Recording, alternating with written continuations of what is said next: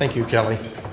Well, good afternoon. It is such a pleasure to be here. Governor, Chief Justice, other distinguished guests. Of course, that's all of you, so I don't want to leave anyone out. You're all distinguished. I did want to point out my dear friend and former colleague, Judge Johnson. I don't see you, Doug, but it is such a pleasure to be back here. And been such a tremendous leader of judges around the country. His service as president of the National Council is just an indication of the work that is being done here in your state and the leadership that you are developing. It is so intimidating to be up here to look at this audience. You are such a powerful group for children, and to know that you each have spent the time to get here and will spend the time listening and learning and then taking back with you the information that you receive. We started off this morning with Joy Osowski and Judge Johnson talking about trauma, and you will hear more about that later. It is such an important initiative around the country. I will acknowledge to you to start off with, I have much more material today than I have time. So I will be going fast because I've learned in my own life working for the governor that you never want to make the governor sit and wait longer than he's prepared to. So if you will pay attention to the screen, I will be going through my slides quickly, but I will try to hit some of the highlights. The goals for today are to talk about just a little bit about the history, and you heard some from the Chief Justice about that. Talk about the changing landscape, taking this thing about children personal, some of the initiatives about leadership, and then finally the future. So I will go fast. Just a quick poem. I saw them tearing a building down, a gang of men in my hometown. With a heave and a hoe and a lusty yell, they gave a shove and the sidewall fell. I asked the foreman, are these men skilled and the men you'd hire if you had to build? With a hearty laugh, he said, no, indeed, just common labor is all I need. I can easily reckon a day or two what skilled men have taken a year to do. So I asked myself as I went my way, which of these roles have I tried to play? Am I a builder who builds with care, measuring life by the rule of square? Or am I a wrecker who roams the town, content in the business of tearing down? And I wanted to start with that because this issue of children and families around the country is one that is easily talked about in a negative manner. The hard part, I think, for all of us, particularly as I heard the wide variety of participants today, is how can we figure out that this is our cause and this is our issue and our solution. As one is affected by that tearing down, we all are affected by it. So I came today, yesterday, I had this, you don't have these signs in your town. It just seems we have a season of construction that causes everybody to change how they do. How many of you like change? Raise your hands, both of you. 3 people like change. Someone with a wet diaper, a baby, or someone in front of a vending machine, and a guy with a flat tire. We don't like change. Change is inevitable in this field. But understand the history that we came from. And I'm not going to go through this, but this talks about the history that we heard the Chief Justice mention, 28 years. This actually has been going on for over a century. Starting back in 1832 with the cholera epidemic that led to the orphan trains coming to the Midwest, dropping children off, creating children's homes. Charles Birtwell in the late 1890s and early 1900s talking about, let's keep kids at home. Let's not put them in indentured servitude. Let's pay if we have to for them to be taken care of rather than having them, as was common back in the 1890s, having them go to work to pay for their care. In the White House Conference. And then some movement within the states to start changing that through children's aid societies. And then into the 50s and the 60s. And finally, the federal government. Look at all of these bills that the federal government has passed in over 24 years to try to get states to move together, to partner within the state to address the issues of children and family. My point in all of this only is that we've been talking about this for a long time. It is our time now, given everything that's happening in our country, given the challenging economy, to figure out how we can truly have that partnership that we need, because it's not so much what we don't know that holds us back, it's all that we do know that just isn't true. So from some perspective, this is what it's like, I think, for a case manager sitting before a judge. That was mainly the case managers laughing there. Sometimes this is the trial judge listening to the Court of Appeals of the Supreme Court. Sometimes it's all of us when the media is reporting an incident and a tragedy. And I have to tell you right now today, this is me looking out at you, because you're an impressive group. But recent changes have been significant around the country. The changing landscape. The Chief Justice talked about children in care too long. We are developing tighter time frames, moving cases along quicker, getting children permanency quicker, ensuring the thing that is probably more important than anything else, and that is safety and well-being. And you will hear that more and more from the courts, from the agency, from the funding sources, talking about safety, but adding well-being. We heard the Chief Justice mention educational outcomes. Talking about increased emphasis on partnerships and collaboration, sharing, doing things together. Again, the time that you have here today and tomorrow to do that. Emphasizing those partnerships in the system that make sense, that share information among everybody, and make joint decisions together on moving forward. Talking about accountability, you will hear this more and more from our funding sources, from the media, from each other, looking at data of parents, providers, agencies, the courts, even the courts looking at accountability in moving cases along, continuances, and other initiatives in data analysis, and public oversight. Looking at 3 targets, and one of the main ones is keeping kids in home and families together. That is a national initiative, and you will hear more about that at the next session, talking about trauma-informed care and the trauma that kids go through. But ultimately defining well-being. What does that mean? What is well-being in the context of a child in our care, a child in crisis, a child suffering in the time that we have, hopefully the short time that we have that child? What changes are we making for that child? Making sure those outcomes that we are going to talk about more and more are measurable and have value and are reasonable. Again, looking at trauma-informed care, evidence-based practices, relational syndrome, this idea, this concept that when kids come into our care, we tear apart every relationship they know. And then as they are in our care a long time and have different relationships, soon they don't understand what good, healthy relationships are. And case manager visits and others that we're talking about. All these will change as we start to engage more in the dialogue together. So anticipate the challenges along with the changes. And some statements that we hear, that we're taking too many kids out of home, we're leaving too many children in home, we're not returning them soon enough, we're returning them too soon. You've heard all of these. Our critics and our measures look at all of these, and we wonder, which one should we do? How do we measure which one is it right for this child to go home when? Caseworkers are too young. There are not enough services, a complication in every state, particularly in rural communities, that there aren't enough services to address those changes that are occurring at the local level. That what we need to look at earlier is finding all of the parents, finding fathers particularly, but finding relatives and other support groups for this child, that we do good assessments, that we work at services in home, and reward families for change. Again, moving the system and understanding through an eye of a child's sense of time in our system. For the executive branch, the agency, it's particularly critical because this, in my opinion, having been on the bench, now with the agency, it starts with the agency. And what former New York Commissioner William Bell said is that in his top 10 things of lists that we need, the number 1 was having a chief executive officer who is committed to the work that we do.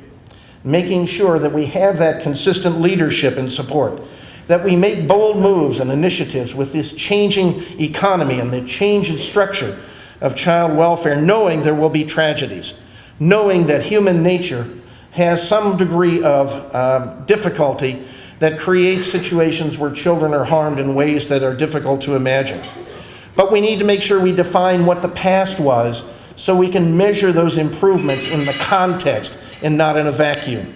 That we communicate often and meet regularly, as you are today, to talk about these issues. That we challenge each other to be better, not as a criticism, but as a challenge. That the better one is, the better all will have to be. And that we support the agency of the executive branch and everyone in the agency. For the judiciary, that the judiciary is moving cases along, limiting continuances, knowing the CFSR and the program improvement plan, knowing the service delivery system, what is available and what may be needed, and communicate that. Facilitate meetings. Doug will tell you, Judge Johnson will tell you, that at the National Council we talk about the juvenile court judge as a facilitator of meetings. It's a critical role that judges play in participating and calling that meeting and helping encouraging the results and following through. That we encourage full family participation. It starts with finding all of the fathers. And I will talk this afternoon about a bias against men in our system. But we have to find fathers and bring the extended family together so that all of the systems, from education, mental health, disability, and others, are a part of our solution. For that, often we need to address agency turnover in leadership, but leadership in every area of our system. We have seen recently in our country that many directors in our positions are turning over rapidly, and that's a reflection of the difficulty. It's also a reflection, I think, of the need for support from every level so that we have that continuity of leadership and philosophy. That we create a uniform practice. In our state, we have 92 counties. When I started in 2005, we had 92 different ways of doing things. Literally, a caseworker in one county, if they moved to another, could not practice because things were so different. And trying to help understand the need for uniformity.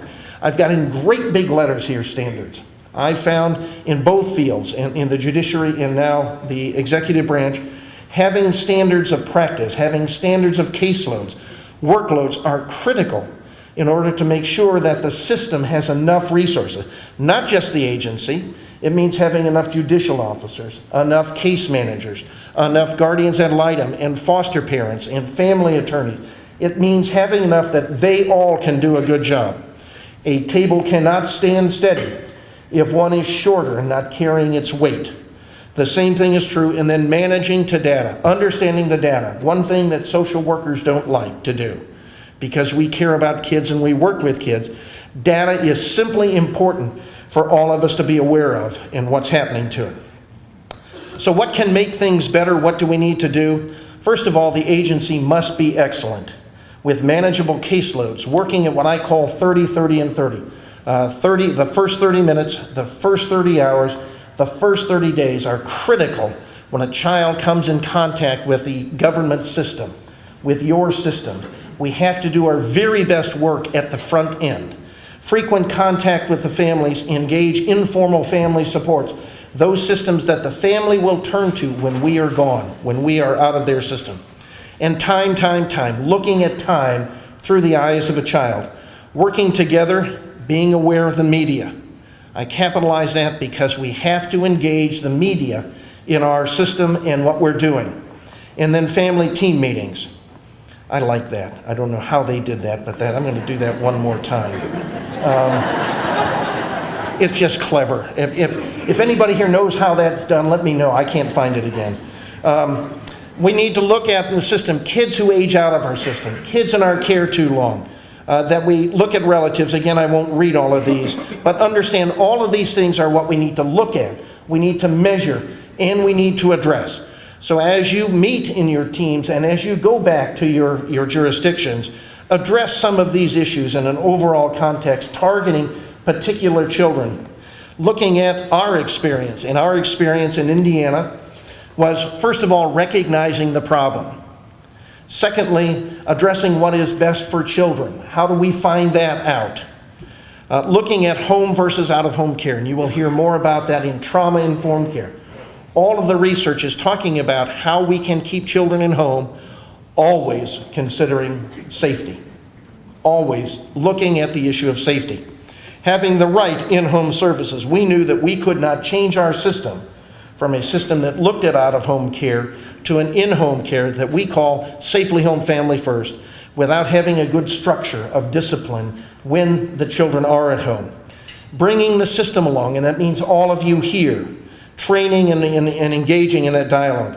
Having the resources, because what you will find as you change a system, the critics will say, you're only doing that to save money, that it's all about money. For all of us in this room, I would bet it's never about money. But when we change, others will claim it's about money.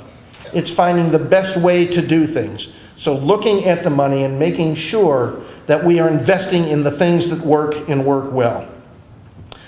The heightened needs for partnership is clearly critical, giving priority again to safety, but looking at the individual family and child and what we can do to partner with them, all of us together in the system, working to strengthen the family and the community to address those needs.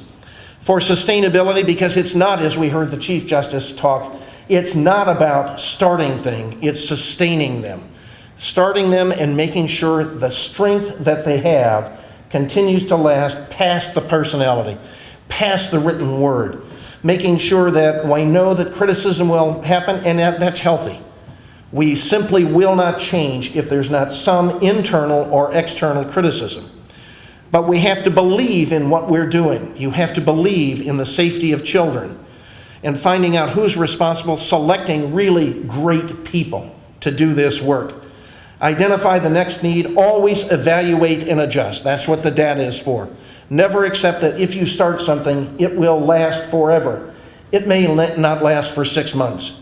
So be prepared to adjust and involve the system in that evaluation process. We are under some degree of criticism on our hotline, which we started in 2010. And we probably could have and should have done a better job in involving people in that dialogue and discussion. So even in the best moment, even with the best intention, there are failures we need to recognize and evaluate those. My favorite quote, in war, it's axiomatic that the victor will look for the next war to fight the same way they did the last time. It is the vanquished who wants to know why they lost and looks for new tactics. We have lost in our welfare system, our child protection system, the battle over and over again in the media and with others because we have not looked for new ways to engage and do things. So let me just try to wind up here. I have too many more slides and I want to conclude on time, Governor. Just look at what are the agency's responsibilities. They're numerous here. The questions are, who has the resources, the staff, and the responsibility? Next, what is their responsibility? To meet standards. Have those standards in writing. We put our caseload standards in statute. We think that was a marvelous opportunity to make sure that we could keep to the standards wherever we needed to. Make sure the staff is well trained, that we do all of those things that demonstrate that the investment by the governor, by the legislature, the investment in programs and services and funding has value, that it pays dividends. We have a responsibility as an agency to address that. Looking at barriers, finding ways around those, asking for help when needed, get the job done without excuses. All of these things we have in the agency responsibility. The judiciary equally has responsibilities to know all of these things, the law and the parties, the system, to expect competence of others, to demand outcomes for themselves and others, to participate and engage in the dialogue, not at the back end, but at the creation, in the middle, and the back end, and the evaluation. To not accept less than everyone's best. To know where to go to get the work done, and to see the faces of the children. The thing I missed most, leaving the bench and coming to this position, is I can't see the children and families. It's all in a vacuum. And I envy those of you who see the children in those changes and improvements and know that you've made a difference. For all others in the system, to engage in the dialogue, not even to wait to be asked, but to ask to be invited. To know the industry and the practice, know the changes that are happening around the country and in our systems. To make suggestions to improve before the criticism occurs. To participate in the meetings and to adjust to those changes as they happen. Partnering. We all have the same goal. It is to care for kids. We each need to understand the other. We each have something to gain or lose, because when one of us is criticized, it is a criticism of all of us, and that's difficult to accept. Often we tend to hunker down, and in some cases, I'm glad it's them and not me. We are a system. You are all partners, and they balance and support each other. So what does that partnership mean? Well, partnerships come in all sizes. They'll support you when you need it. They'll respect your creativity and thinking of outside the box. They'll be there when you need a shoulder to lean on or even a hug. And they understand what you're all about. Partners see beyond the differences to discover their true purpose, and they accept you the way you are, even when you change. So play the right music and understand that you need to practice patience and partnership, because it's this jointness that makes us great. Let me just conclude with a poem, and I think I'm on time, Governor. It's called The Old Woman. The woman was old and ragged and gray and bent by the chill of the winter's day. The street was wet with a recent snow, and the woman's feet were aged and slow. She stood at the crossing and waited long, alone, uncared for amid the throng of human beings who passed her by. Then he even entered a glance of her anxious eye. Down the street with laughter and shout came the boys with freedom of school let out. Came the boys like a flock of sheep, hailing the snow piled high and deep.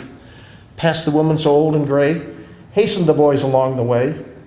None offered a helping hand to her, so meek and timid, afraid to stir, lest the carriage wheels of the horses' feet should run her down in the crowded street. Last came one of the merry troop, the happiest lad in all the group. He paused beside her and whispered low, "I hope you cross if you wish to go." Her aged hand on his strong young arm she placed and so without hurt or harm. He guided her trembling feet along, proud that his own were firm and strong. Then crossed the street to his friends he went, his young heart happy and well content. She's somebody's mother, boys, you know, for all she's aged and poor and slow. And I hope somebody will lend a hand to my own dear mother, you understand, if ever she's old and poor and gray, and her own dear boy is far away. And somebody's mother bowed low her head at home that night. The prayer she said was, God be kind to the noble boy, who is somebody's son in pride and joy. That's what you do every day, every one of you. In your role with children and family, you cross that street. You help those who are not able to do that to get across that street safely, to have the support that they need. You do that every day. You do that much better as a team. You do that much better as a partner. Your outcomes will be astounding when you communicate, share, and work together. Truly, you in Nebraska are those children. And I encourage you that as you think about the changes that we all go through in this field, that you will support the changes of all, so that our children, the greatest gift we have, to influence the life of another human being. You do that every day, and I'm so proud to have been here to have these few minutes with you. Thank you so much.